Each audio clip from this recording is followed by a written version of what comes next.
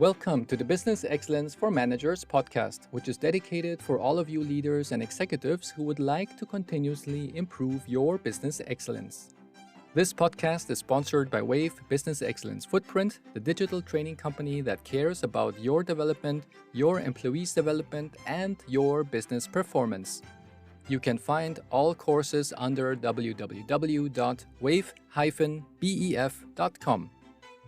Our guest today is Rick Morris, who is a certified Scrum Agile Master, human behavior consultant, best-selling author and mentor, and focuses on bringing people value. Rick is an accomplished project manager and public speaker. His appetite for knowledge and passion for the profession makes him an internationally sought-after speaker, delivering keynote presentations for large conferences and PMI events around the world. He holds various certifications, for example, PMP for Project Management Professional, MPM for Masters of Project Management, the Scrum Agile Master Certificate, the SAFe Certificate, PMI, ACP, Six Sigma Green Belt, Total Quality Management, ITIL, and various ISO certifications and more. Rick has consulted numerous clients in a wide variety of industries, including financial services, entertainment, construction, nonprofit, hospitality, pharmaceutical, retail, and manufacturing.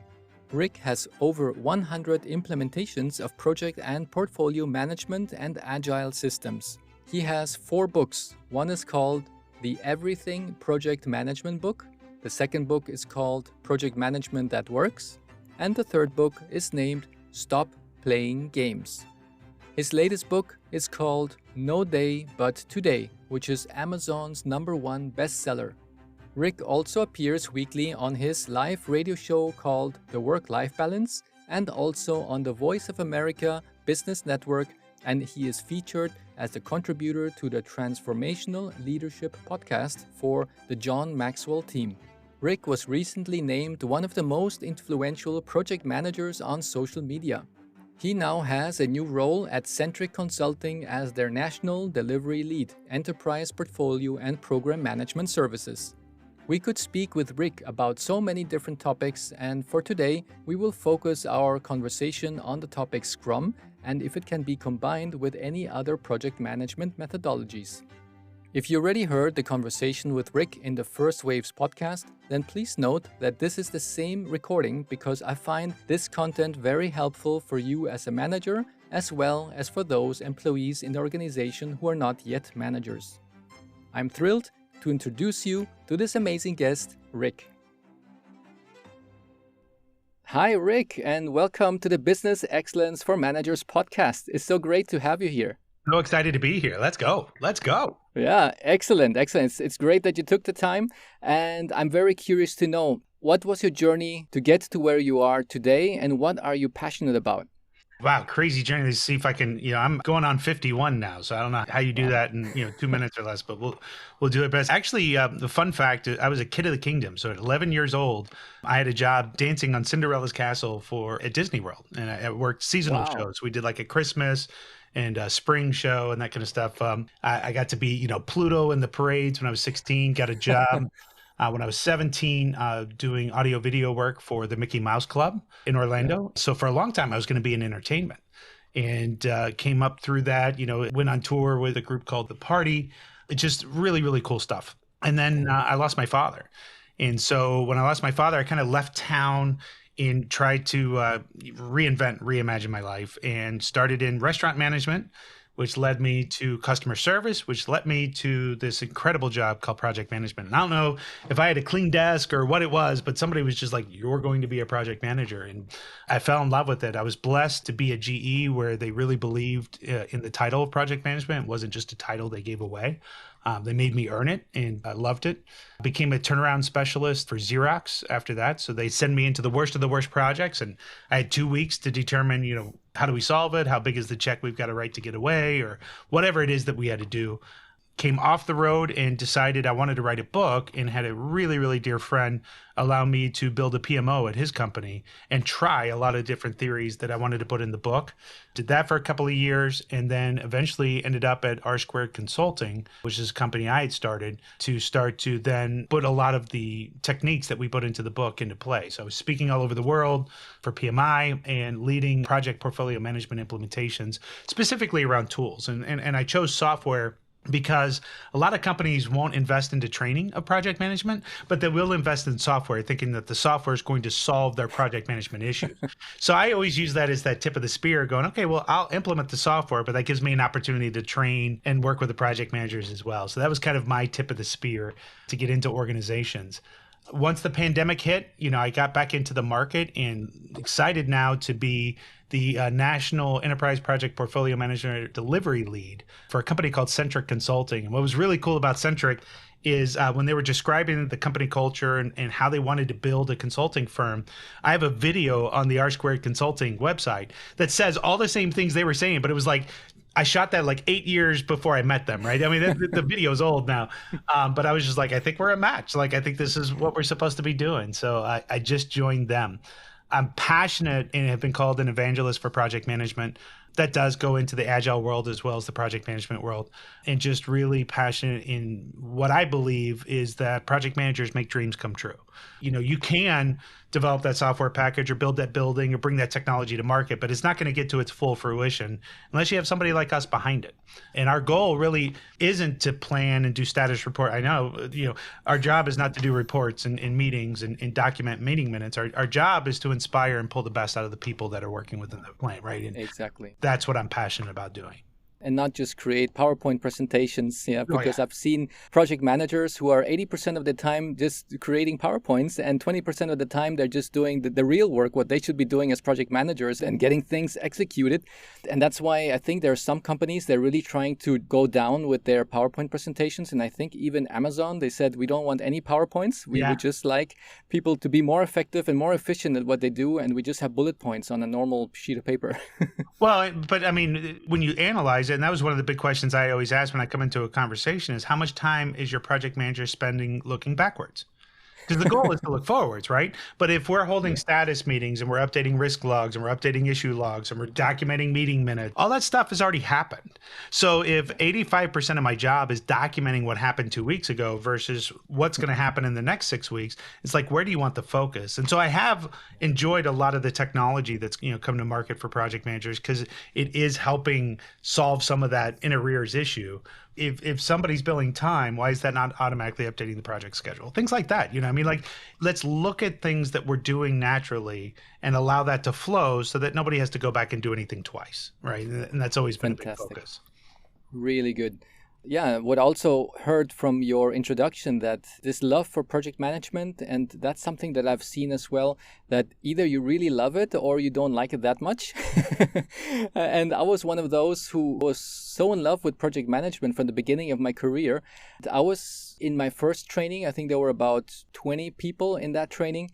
And I was probably the only one from 20 who was so in love with it. I was thinking, wow, this is like so magnificent. I was really like in seventh heaven, and all these tools that they were showing us. And I was thinking, oh, that tool, I knew it somehow. I was using it intuitively, but I did not know that it has a specific name and that it's, you could put it in a certain structure, and that is magnificent. So I was like really that nerd student with the apple, giving it to the trainer. And, and then after we were done with that training, it was a corporate training. I think I was the only one who finished my project from those 20 people. Maybe there are another 5 or 6 who finished their projects, but they were really struggling and they just went back to their daily work and they were not so passionate about it. And that was really for me like the realization when I later became a trainer, just to realize that when I train teams and employees and companies, that it's not going to be everybody's cup of tea, and that maybe out of a group of 10 people, I might have 1 or 2 who are going to really be the ones who's going to continue and do the projects, and the rest of them, they might be applying the tools that they have learned during their business as usual. They might know, okay, now I know what they're doing. I know what the workshops, how they're structured, but they're not going to be the project managers of tomorrow. Yeah, that's so, right. And that's fine, because you cannot run company only with project managers. So I think actually it's quite okay to have that balance. Yeah, that not everybody can go into the career path of a project manager. But definitely for those who like it, it's a wonderful world. And you're also a Scrum Agile Master. Could you tell us more about Scrum and the Agile methodology? Yeah, so interesting that that certification actually means that I've done a deep dive into 17 major certifications and understand the differences between. So Scrum itself, it's one Agile, Scrum, all those terms are these things that are used interchangeably. Scrum itself, I think, was even named after the rugby term called a scrum. But basically, everybody's locked together, looking at the ball, getting ready to go. I think that was the point. And so when Agile really came onto the market, it was 2001, right? Is when the Agile Manifesto was signed, but there were 17 people that signed it. And all 17 people had a different idea or variation of how to do Agile. So the only thing they actually did agree on was 4 covenants, right? And those covenants are pretty well known. You can look those up at the Agile Manifesto. But how you apply those covenants became 17 different variations. I think there's 26 variations now that are largely practiced. But even if you go into an organization and you go, hey, are you guys Agile? They go, yeah. And you go, what methodology do you use? They go, we got our own, right? They've taken some of this and some of that. And I think that's the point. Where most people get confused around what Agile really is Agile isn't a methodology. It's a method of thinking. It's a line of thinking. If I could give an example, I was working with a large organization and they approached us saying, we want a data warehouse. Okay. And we want to do it Agile because we understand Agile does everything faster. So that's the first thing that's not true. However long it takes to do the work is how long it's going to take to do the work. What Agile allows, though, is to operationalize the work sooner. So if you think of a standard waterfall project and doing a data warehouse, the first thing you're going to do is identify everything that you need, identify all the inputs. You're going to spend 3 years developing the data warehouse before you start to get any business output. And then when you start to actually deliver, then you're 3 years into debt before you can start to operationalize. If you look at that from an Agile perspective, before we even started the data warehouse, my question is, what are we going to use the data warehouse for? And they just kind of look at you, go, we don't know. We need to see all the data until we can do it. I was like, no, you don't. So why don't we pick something that we can start with? And they were like, well, we need to improve our sales. Great. How do we improve our sales? Well, we should do local market plans. Okay. How do you do a local market plan? They're like, well, we get these 50 accounts and we need to cross-sell to them. Okay. How do you look at the 50 accounts? And they finally asked me their first Agile question, which is, how do we know we've assigned the best 50 accounts to our salespeople? So now if you take a look at that and go, okay, now that is the first thing that we're going to work on. But we're going to do that in a spreadsheet first. And we're going to determine and we're going to learn what are the different data sources that we need in order to get that optimum thing. Then we're going to roll that out to a smaller division, let them do it, and then we'll start to build a data warehouse with that being the first output. Now, the beauty of that, if you think about that, that's literally a 3-month project. Now, I could roll that out to everybody in the company while we're doing the next thing and while we're doing the next thing. Now, at the end of the day, it's still going to take 3 years to build that data warehouse. However, I'm going to have 30 reports that are operationalized and generating revenue by the time we're done versus the reverse. That's really what Agile is in a nutshell. Wow, that's so impressive to hear it in that form, because I think not everybody can interpret what is really Agile about. And I've heard so many wrong definitions. And as you said, one of the very common things is that everybody creates their own little concoction of tools and say, okay, that's Agile. That's how we do it in this company. Yeah, but it's not the real Agile as it should be. Yeah. I think it's been commoditized. I think most organizations that are selling transformation are selling training. And that's not a bad thing. I mean, you're a Six Sigma guy, and Six Sigma is phenomenal. Let's just take that for a second, right? Nobody really ever gets to Six Sigma, right? Because the cost savings you're going to get from 3 to 4 Sigma are astronomical versus what you spent, right? Like the ROI to go from 3 Sigma to 4 Sigma is incredible. ROI is a little bit less to go from 4 to 5, and it's stupid to go from 5 to 6. Is that fair, right? Yeah. It's same thing kind of happens with Agile is these guys go out there and they say, oh, we're going to make you faster, whatever. What they're really good at, and these people are phenomenal at it. The biggest Agilists out there are phenomenal at building Agile teams. What they lack is the ability to then translate that to the bigger market. So how do we put programs together? How do we do portfolios? And how do we still answer the question to the executives of what this is going to cost? How long is this going to take? And I'm telling you, it's maddening when you deal with a true Agilist sometimes because you go, how long will this take? And they go, I don't know, we're Agile. It's like, no. I mean, we still have to say, okay, we're going to time box this into 6 months, see how much we're going to put into it and see what the ROI is in order to make business decisions. You don't just get blank checks with no delivery dates.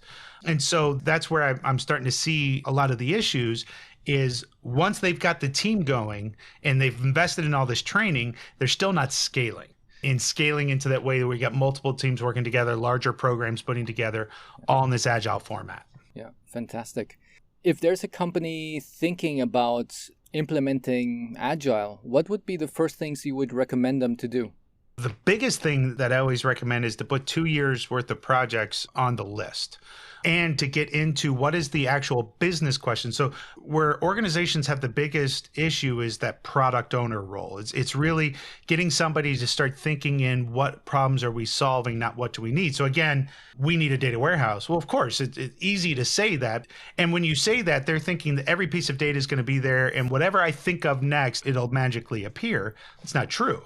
But if you get somebody who's skilled as a coach to be able to get down to that root question again of how do we know we've assigned the best 50 accounts, right, to the salesperson? Then the next question is, how do we identify the cross-sell opportunities within those 50 accounts? Then the next question is, how do we replicate that to someone else? And, that kind of, what are the roles that are buying from us? And as you can see, it grows, but by asking those questions, that's agile. Right? Not saying, oh, I need to get a financial feed in here. I need to get the HR feed in here. No. Right? We need to know what those are. The other thing is that they run out of stuff. So when I'm at a very tactical level running a software development project, I need to be a minimum of 2 sprints ahead. And what I mean by that is if you've time boxed a sprint, most people do 2 weeks, right? And let's say my team has a velocity of 100 points. And for those of you that may not know Agile, it's just kind of like saying I've got 80 hours in the week, whatever, but we have 100 points. And that's how many we can do. Well, I need to have a minimum of 300 points identified going into sprint planning because then I'm choosing the best work. There should be conflict in what I'm choosing to do, right? But if I'm coming in and I have 100 points and I've got 80, then we're going to start to get into waste. So the biggest issue is that they start training the Agile team immediately, but they haven't identified all the Agile questions or have enough runway to satisfy the work that the Agile team needs to keep them Agile. So what I always say is you've got to start up top and you got to start identifying objectives and get some Agile thinking in before you even start touching the development teams. Yeah. And it really shows that it's so much that type of thinking of asking the right questions. Yeah, if you just stay like very high level with your questions, then you're never going to get into that level of the way you are just mentioning it right now with Agile, that you really get to the itty gritty and then you know what's actually the right answer to that. And you more or less know how I need to structure now my next couple of steps by asking those right questions. Yeah. Yeah, because I've experienced in one of the businesses where I was involved in, and they trained a lot of employees in Scrum, but then afterwards, nothing really happened. And that was just such a demotivation for so many people. And also the management, they said, okay, we trained X amount of people, and what is now the result? What came out of it? And I think that lots of companies think that if we train people, that the magic is going to happen, and then we're going to start seeing results coming in. And I think that's just half of the achievements, because it's not just about training people. And what would you say for a company who's thinking about training a lot of people in Scrum? What is other things that they need to pay attention on? Well, again, it's a transformation. Let's just identify what's happening in training. When they go to training for Scrum, they're learning what the methodology calls ceremonies, and they're learning a common language. So for instance, they may have never estimated by story point before. Okay, so that's great. We estimate in hours in waterfall, and you estimate in story points so all we're doing is changing the language. There's no effective change going above that on how we're getting requirements and how we're asking questions and how we've structured the team and all those other. So the mindset is, oh, we're going to go put them into this room. They're going to learn a bunch of definitions and ceremonies. They're going to come out and be operationally faster. It doesn't make sense, but that's what they think when they pay for it. So there's got to be a transformational change in how even the executives ask for reports. Right? Yeah. So for instance, in traditional project management world, we say, okay, this project's going to take 6 months and it's going to be $200,000. Okay. Then you wait this 6 months and then you judge success or failure. In an agile world, you can say, well, we have 6 months and $100,000 to invest. But what we're going to do is invest 2 months and $50,000, and we're going to see what that gets us. And if it's not getting the results we're looking for, we're going to dump the program and we're going to pivot to something else. That's when you're starting to get into really good agile management, right? Because agile in project management, the ceremonies are the same, but the language that we use is different. So for instance, waterfall project management is all about risk avoidance, If you think about it, there's risk management, there's lessons learned, there's status meetings, but everything is engineered to not fail, right? Whereas Agile, all the language is seeking success. So you are looking to fail fast because you're trying to say, is this doable? So instead of, you have something called a spike in Agile, which says if I'm breaking down a project, there's always that one thing that's the highest risk. That's where I want to start in Agile. In project management, you want that midway through or towards the end, right? But in Agile, whatever the hardest thing is first that we think is going to derail the project, I want to tackle that in the first 2 weeks. Because if we can't figure out how to do it, then we're just going to dump the whole thing and go to the next idea. So, I mean, when they say we're going to just train people, you can't just give people different language and expect different results. You have to look at the behavior of the entire organization and the covenant between that behavior. That's the only way success is going to be. Otherwise, but you saw it, right? So let me go back to Six Sigma. How many times did you see where the company says the first thing we're going to do in implementing our Six Sigma project is get everybody yellow belt certified? What does that do? What is getting a yellow belt certification for a line worker who could care less about any of those terms, right? And the fact that they clicked through a computer module and said, yep, you're a yellow belt. But that's the first step versus starting with a master black belt, indoctrinating black belts, and then getting your green belts involved, right? Really breaking these projects down. And then honestly, that lowest layer, they don't ever have to have a belt. They just don't. Because all we're going to do is say, this is the way work is now. And they're like, cool. You know what I mean? Like they get it. Yeah. So when you start with that lowest layer and you don't change any of the behaviors above, it's going to fail. It's going to fail. Yeah. Wow, that's so good. Do you have for Agile similar like a deployment champion? Is there somebody that acts as a deployment champion for the program? Does it have the same name or is it? No, they should be. They should be an Agile coach, without a doubt. Yeah. And I do a thing when I'm on stage. But there's the Agile coach and then there's the Agile clown. The Agile coach starts with the executive layer and is the education and again, rolls out as necessary. The Agile clown starts at the team level. That's where they start. So whenever I'm interviewing, it's also not just how well do you know the methodology, but what is the largest scale of teams that you had working under one roof? That's the question you ask. Because I guarantee you 98% of them out there, 1 to 2 teams. That's it. Yeah. That's all they got to. Okay, wow. Well, then definitely now when I reflect back, there has been so many mistakes done because, for example, the role of the Agile coach, that was not even existent because we just trained all these people. And then all these people were like, okay, we got now a new skill set, but what's going to happen next? There was no coach who was actually doing the direction of what needs to happen. And that's why everybody forgot about the program, I think, about 12 months later. And the management saw it as a waste of money, that everybody went through some type of training and then there was no return on investment. They didn't see any projects coming out of it. But of course, if you don't even have a coach there who is going to be one of the lead people who's going to then push the program forward, then it's of course not going to work. Yeah. Well, I mean, you've seen the PMBOK, right? The Project Management Body of Knowledge. Yeah. Do we do everything in that in every project? No. But for some reason, everybody thinks the Agile methodology, which is PMBOK is a methodology. So one thing a coach should be doing is looking at, like, I went into one organization and they were like, yeah, every time we do this retrospective, just nothing comes out of it. It's a big waste of a meeting. And I was like, then don't do it. And they're like, what do you mean? I was like, well, if it's not giving you results, why are you doing it? Well, because it's part of the methodology. I was like, that's not a reason to hold a meeting for everybody, right? Yeah. So you need to bring people in and they need to want to change in order for that to change. So if this ceremony is not bringing anything, there is a purpose. There's a good reason to do it. But if people aren't in the mindset, let's kill it, and then nature will take its course, they'll start going, hey, we need to be able to have more insight into the process. You go, great, I got this cool thing called a retrospective. Then they understand why they're doing it, right? But all you do is put in all these different ceremonies and change a bunch of terms. It's not going to change a thing. Yeah. People think you go Agile. I always say, too, if you have a low relationship with your development team or low trust factor with your development team, going Agile is going to make it worse. Agile is actually a stricter methodology than Waterfall. It really is, because everything's so time boxed. You got 2 weeks. There's covenants that people have to make. It really requires more diligence and more execution and more trust than Waterfall does. Wow, that's amazing. What you just mentioned, I can also see that in the Six Sigma world, because we have so many tools that are inside of each of those phases of Six Sigma project that somehow people fall into the perception that they have to use all those tools in order to get through the toll gate and then get to the next phase. And I'm thinking like, okay, if you would want to really solve that problem that we have in the organization and you're going to be using all those tools, it's going to take you like 4 or 5 months to finish the project. But in reality, you could finish the project in 1 month. Yeah? Why don't you just use tool number 3 from your define phase, use tool number 8 and 10 from your measure phase, and so forth, so that you just take the things that you need. I would say it's like just like situational leadership. In this case would be situational project management, that you would just take the tools that you need for that specific situation and that specific problem and just leave the rest away because you might not even need it. It's not even maybe applicable for that type of issues or problems. Yeah. So that's something I think people really need to realize, that you don't have to be using the whole shebang every time you go through a problem solving exercise. Yeah.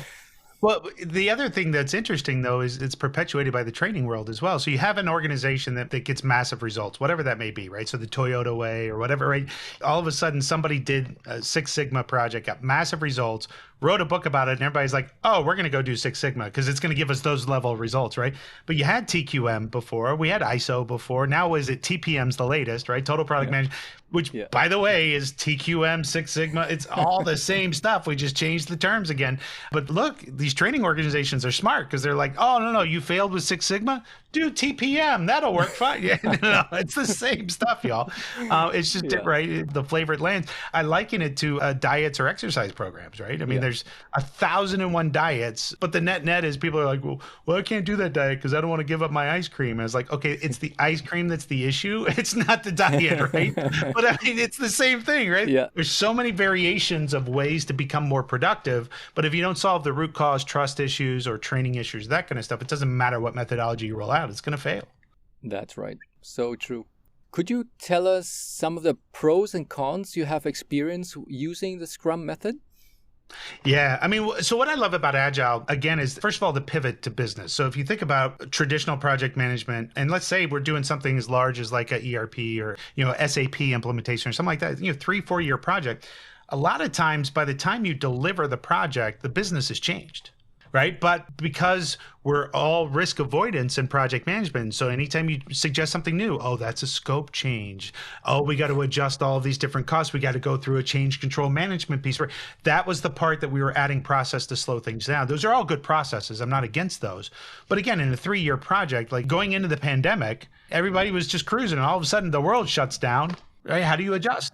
Agile has that 3-year look, but it's operational every 2 weeks so that you can pivot. And so something pops up, you can go, great, we'll put that into the backlog. As soon as that becomes, the highest priority, it'll get put into a sprint and then it'll get done. So I do like that kind of cadence. It also is changing just some of the covenants that I think so many projects add so many processes because of past failures, but you never go back. Every time somebody adds a process, they don't ever go back and say, which process could we get rid of because we're doing this now, right? So it just becomes add. So I do like the Agile methodology in sense of the team buy-in as well. So I think when you're really mature and doing well, that team is estimating the work. They're the ones committing to the sprint. Then they make a deal with the product owner that this is going to get done, and they focus and get it done, which means, look, if things are going bad and we need to put a few in extra hours, that was our commitment, that was our word. So we're going to knock that out, right? Yeah. There's a lot of those types of things that I've seen. But the biggest thing to me is the ability to pivot and adapt and change. Yeah. It takes away all those change control processes because things can freely change at this point. Yeah, exactly. Is there any downside you have seen so far when you look at Agile compared to other project management methods like PMI or anything else? Yeah, I mean, the downsides is the misunderstanding and then the people that wield that. So a couple of true horror stories. Again, people use it for what I call cowboy coding, which is just, they say, we can't tell you when we're going to be done because we're Agile. We can't tell you how much it's going to cost because we're Agile. And that's just false. You can still do projections and costs and all of that. Earned value, people that understand earned value in project management, I think earned value is only applicable in Agile. I don't think earned value is applicable in traditional project management because the amount of data that you need to get in order for that to be successful, most people don't estimate to the hour, so therefore it can't be. But in Agile, because there's one covenant in Agile that really makes that tick, which is you don't get partial credit. So if I have a story that's 5 points and I don't complete it within the sprint, I don't get 3 of the 5 points, 0 for that, and then I get the 5 in the next one. That covenant alone allows earned value to be big. But the downside, like I was talking with a lady who's a pure agilist, and I was in charge of forecasting cost and resources. And so I said, look, I know you're on this project. I know it's 2 weeks of sprint. I'm just going to use 40 hours of the developer or 80 hours of the developer to forecast cost. She goes, you can't do that. I said, why? She goes, because we do story points. And I'm like, oh, no, I understand story points and velocity, whatever. But in terms, these are all salary employees, salaries based on 40 hours a week. So I just need to translate this to a cost on the project. She goes, you can't do that. I said, why? Because we do story points, not hours. And so I finally had to go, ma'am, can I pay you in story points? Or would you like to be paid in actual dollars? Like at some point, a story point is just a mythical thing that needs to be translated to a cost for a company. It just does, right? And I understand why you're doing story points and not hours. I get that. But at some point, we still have to face reality. So like, I'll give you a check in story points, and if you can cash it, good luck to you. We'll see how that works. But that's the downside, is people get into this, they hold on to the methodology, or they use it as almost like they're protesting big corporate. You know what I mean? Like there's this new way of thinking. That's a lot of the downside of Agile. And just the misunderstanding that if we adopt Agile, things will be faster. Right. But if you haven't done the work in order to operationalize it, be faster, it won't be. It's just going to be a different way of calling it waterfall. Well, thanks for explaining that.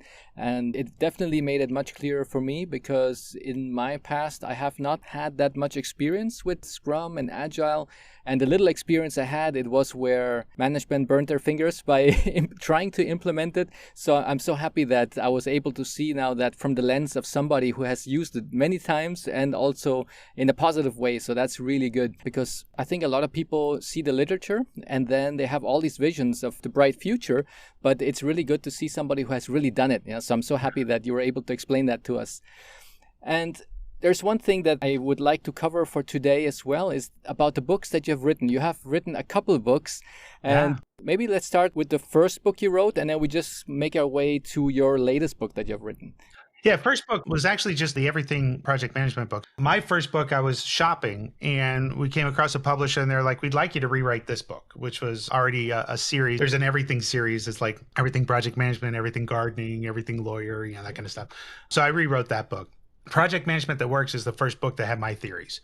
Things that we implemented at a bank, at a PMO, different ways of looking at risk. So again, people doing methodologies, they do this risk assessment, but the risk assessment doesn't really tell you anything, right? Some people are fancy. It's scored like 4.3 or it gives you a risk of medium. But like, how do I translate that to an executive of cost and time?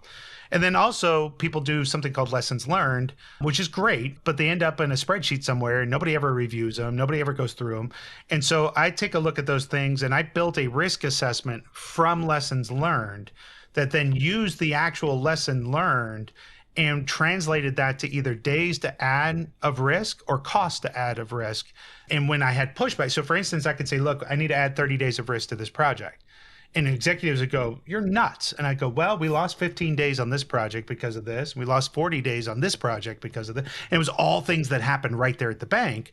And I was able to use that, get the time that we need. And we had a 99% delivery rate on time in the bank because we did adequate risk management.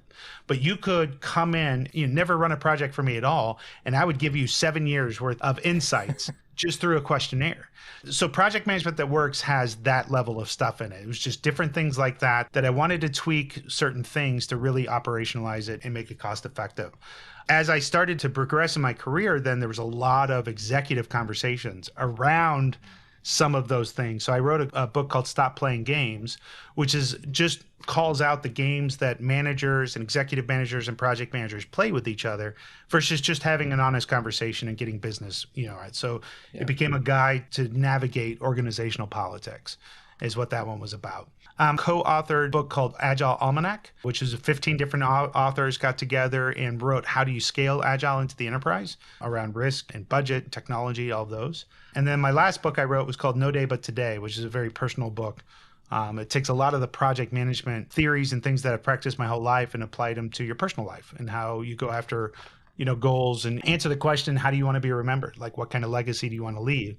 But when you start to have that, it's no different to me than I want to build a data warehouse. A huge statement, right? I want to leave a good legacy. Huge statement. How do you then what are the techniques that you can break that down into actions and activities that I could do today that could lead me towards that legacy? And that's what No Day But Today did. That's amazing. I could really see it's like a sequel, yeah, like all the things that you've learned throughout your life and through all the companies you've worked with, yeah, that you're really putting that all and packaging it into these books. That's fantastic. How long does it take you on average to write one of those books?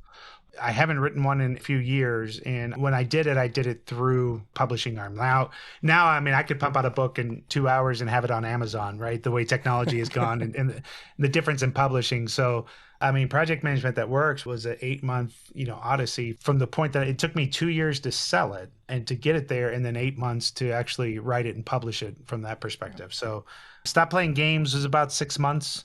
No Day But Today was, far shorter because I self-published that one. But yeah, and now everybody's got a book, right? I mean, you're like, have you seen my book? I was like, nah, I haven't seen your book. It's like there's so many now. How do you actually catch up with all of them? Right. There's still some nice ones out there, but yeah.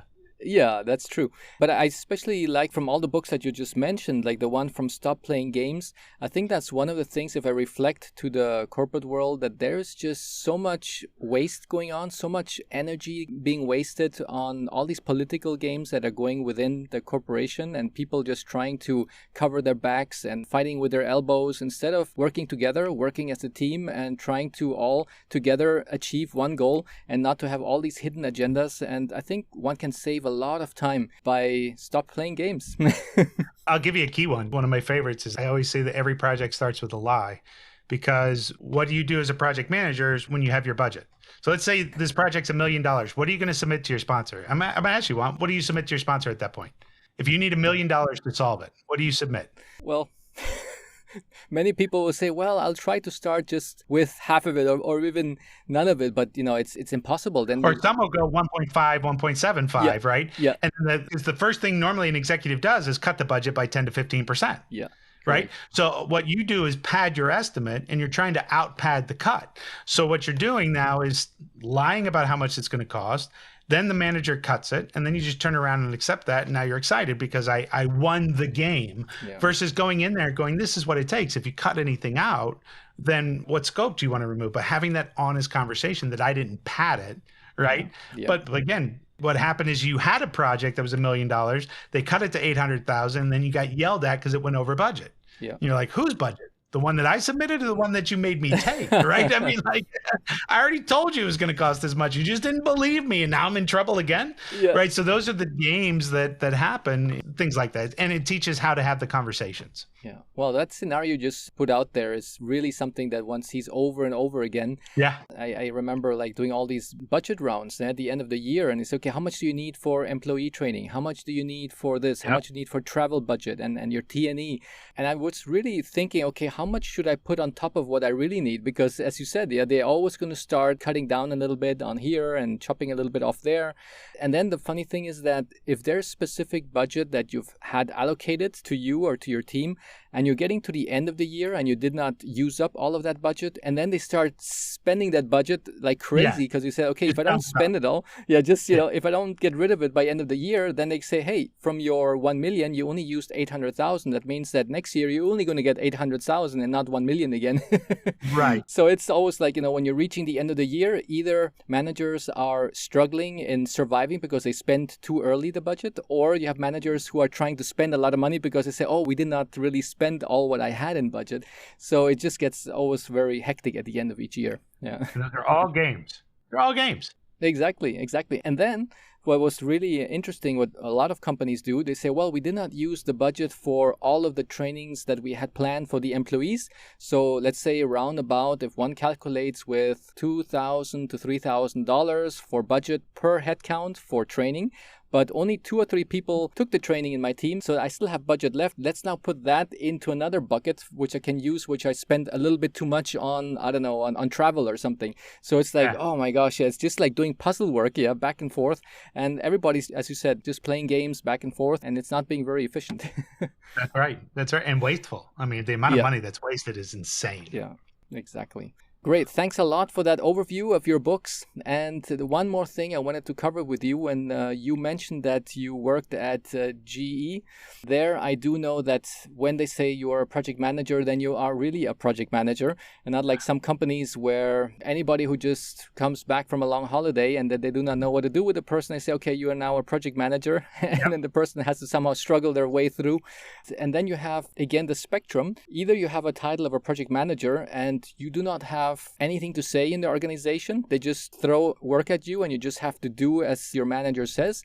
Or you have on the other spectrum, you have a project manager who is actually defining the future of the company, who is looking at the vision and the mission of the company and is speaking with the CEO and all the C-level management on how we're going to get the strategic projects in line and what are we going to book for next year. And therefore, you have that whole spectrum between a project manager who has the same title, who has nothing to say, and to the other spectrum of one who's really defining the future of the company. And somewhere in the middle is where we are now, where a lot of people are. I was doing work with this company. Actually, they keep all the infectious diseases and you can rent them from them in order to do studies, that kind of stuff. And so it's very clinical based. And there's a job title there called biostatistician, which is, again, something you really study for, whatever. And so I'm in this meeting and I'm proving their PMO and their project management practices. And the lady says, well, I'll be the project manager for this. And I said, okay, cool. I'll be the biostatistician. And she went, what? And I was like, oh, I just thought we were picking the jobs that we wanted to do. And she was like, yeah, I'm doing the project management. And I was like, I know. And I'm going to do the biostatistician. She goes, is that something I went to school for and I'm certified in and I had to keep my studies going? I was like, right. And that's what I do with project management. But I just thought we were like picking the cool titles, right? It finally dawned in on her. I was like, you can't just say that. You can say, I'm going to run this project or I'll be the team lead. But when you use the term project manager, that's the same as me saying, I want to be a biostatistician. Yeah. Same thing, right? I know math. I'm an accountant. Right? It's not the same, right? Yeah. So I love that. I love that. Oh, I've seen so many examples where they just throw that title around and it's really scary. And it really brings a lot of demotivation to those who are the real project managers and know what they're doing. And then suddenly you get somebody in your team who's supposed to know what they're doing. And you're just thinking, oh my gosh, it's not the way it should be.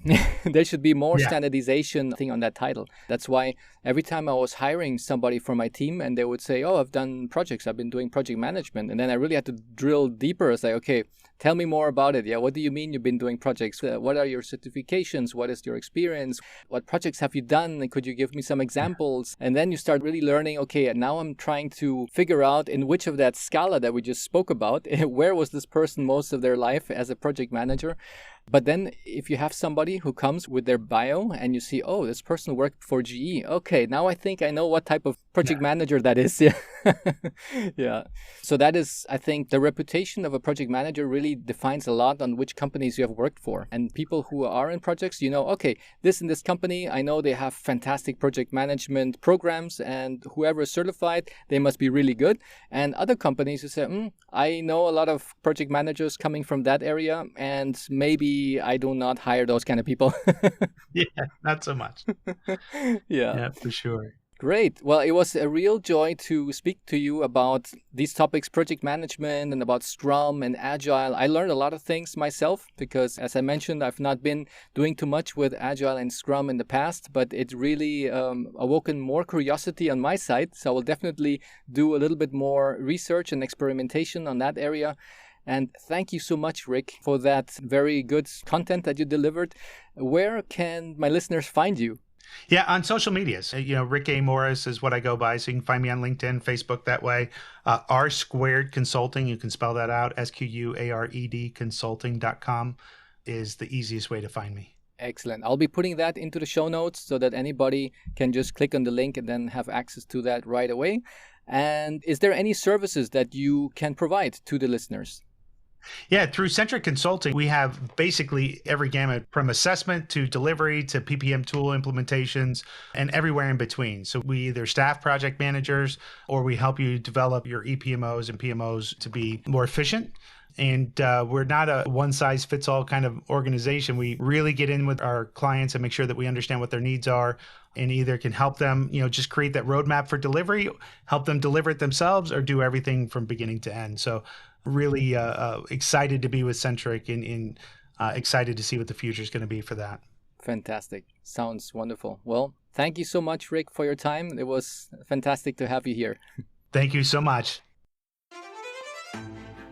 I hope you enjoyed this conversation with Rick. In the show notes, you will find all the links on where to find him.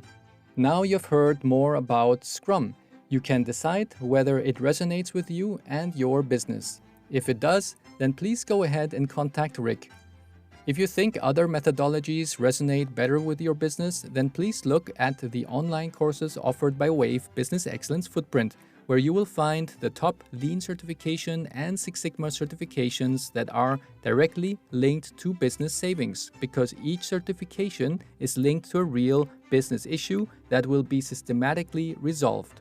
At the end, you will be able to see the measurable before and after effects. Please rate, subscribe, send in your comments, and share with those who you think could profit from this episode.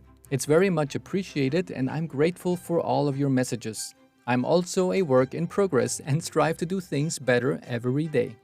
This podcast was sponsored by Wave Business Excellence Footprint, where we believe that investing in yourself and in your employees is the best investment. Therefore, if you are interested in finding out more about courses and certification programs that were designed for you as a manager to further boost your business excellence initiative, then please go to the Courses for Managers tab in the company website www.wave-bef.com, where we have interesting courses for you as a leader. On the other hand, if you want to further develop your team members and your high performers so that they can bring even more value by learning new skills and methods for solving process issues, then please select Courses for Employees tab on our website. Here you will find the courses for your employees. In case you already have team members who are certified in any Lean Six Sigma level, then we also have extra courses for them as well. Thank you, stay tuned, and see you in the next episode of Business Excellence for Managers.